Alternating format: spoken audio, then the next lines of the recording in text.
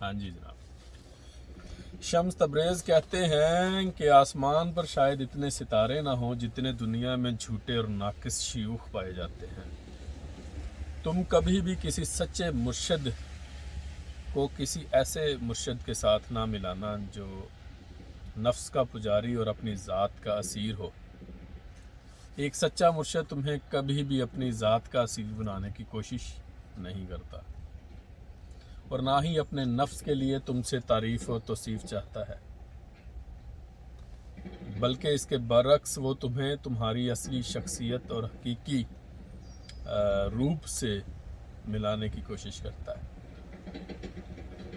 سچے اور کامل مرشد تو کسی شیشے کی مانند شفاف اور پاکیزہ بہتے پانی کی طرح ہوتے ہیں تاکہ ان میں رب کا نور کامل طور پر جذب ہو کر ان کے ذریعے تم تک پہنچے.